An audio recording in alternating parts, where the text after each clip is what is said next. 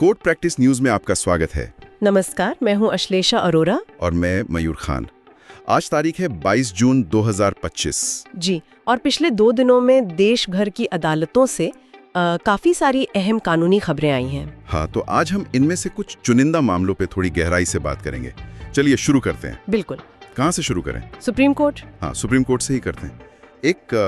एक दिलचस्प खबर है। कोर्ट रूम 1 से 5 के सामने जो ग्लास पैनल लगे थे उन्हें हटाने का फैसला हुआ है। जी, फुल कोर्ट का निर्णय है ये। कहा जा रहा है कि इससे अदालत की जो पुरानी मूल भव्यता है वो वापस आएगी। प्रेस रिलीज भी जारी हुई है। अच्छा, और ये बार बॉडीज के कहने पे हुआ है? SCBA, SCORA? हाँ, उनके अनुरोध पर ही प्रशासन ने ये पैनल हटाने की पुष्टि की है।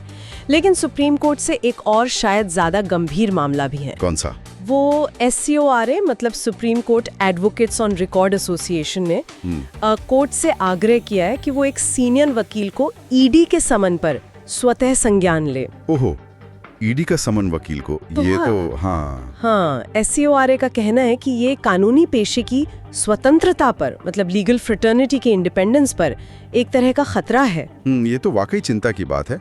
वकीलों के काम करने के तरीके पे असर पड़ सकता है। शायद इसीलिए इसी चिंता को देखते हुए ED ने भी अपने अधिकारियों को कहा है कि भाई वकीलों को समन करने से पहले डायरेक्टर की मंजूरी जरूर लें। अच्छा, तो एक तरह का बैलेंस बनाने की कोशिश। जी बिल्कुल।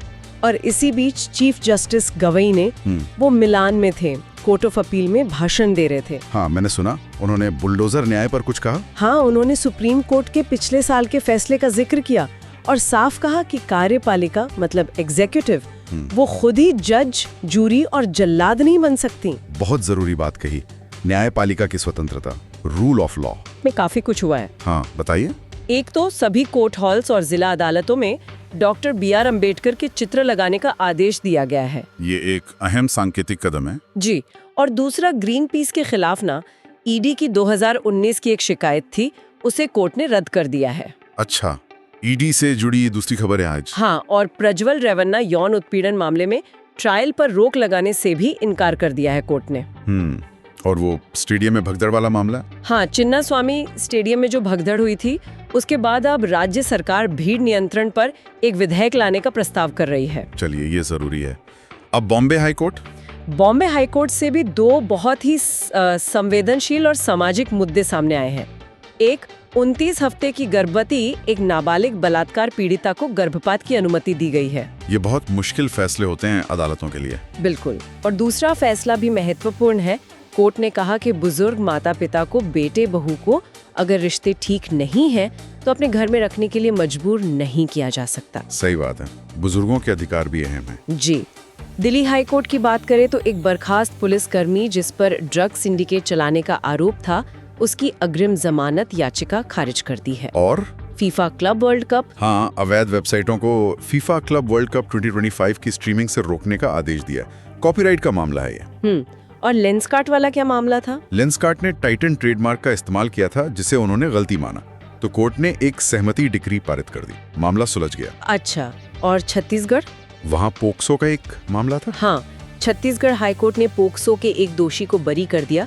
कोर्ट ने कहा कि सिर्फ पीड़िता के बयान के आधार पर दोष सिद्धि करना असुरक्षित है, और सबूत भी चाहिए। ये थोड़ा चौंकाने वाला है, लेकिन कानून की अपनी प्रक्रिया है। जी। और इलाहाबाद हाईकोर्ट से एक सख्त खबर है, एक वकील साहब पर। हाँ, वो जजों को गुंडा कहने वाला मामला। वही, कोर्ट ने बहुत सख्त रोक अपनाया। 6 महीने की जेल और 3 साल प्रैक्टिस पर बैन, अदालत की अवमानना। बिल्कुल, कोर्ट की गरिमा जरूरी है। मध्य प्रदेश में वो घोड़ों की मौत का क्या हुआ? हाँ, जबलपुर फार्म में घोड़ों की मौत पर कोर्ट ने रिपोर्ट मांगी है। और एक और मामले में 4 साल की बच्ची से रेप और हत्या के प्रयास के दोषी की मौत की सजा कम करके उम्र कैद कर दी। दोषी अशिक्षित और आदिवासी समुदाय से था। सजा कम करने के अपने कारण होते हैं। Calcutta high court? वहाँ स्कूल नौकरी घोटाले में जिन कर्मचारियों की नौकरी सुप्रीम कोर्ट ने रद्द की थी, उन्हें राज्य सरकार वजीफा दे रही थी। हाई कोर्ट ने उस पर रोक लगा दी है। अच्छा, और राजस्थान भी कुछ खबरें थीं? जी, केरल हाई कोर्ट ने कहा कि इग्नू की डिग्री के लिए राज्य विश्वविद्यालय से अलग से समकक्षता प्रमाण पत्र लेने की जरूरत नहीं है और काला जादू के खिलाफ कानून बनाने पर राज्य सरकार से स्टेटस पूछा है। ये काला जादू वाला मामला दिलचस्प है। और आसाम? गुवाहाटी हाई कोर्ट ने APSC कैश फॉर जॉब्स घोटाले में बर्खास्त किए गए 52 अधिकारियों को बहाल करने का आदेश दिया है। ओहो, ये तो बड़ा उलटफेर है। बिल्कुल। और झारखंड में पूर्व मंत्री आलमगीर आलम की जमानत याचिका पर आदेश सुरक्षित रख लिया गया है। टेंडर घोटाला मामला है। ठीक है, और भी कुछ छोटी मोटी खबरें हैं? आज से एक वकील साहब ने गुच्छी पर केस कर दिया।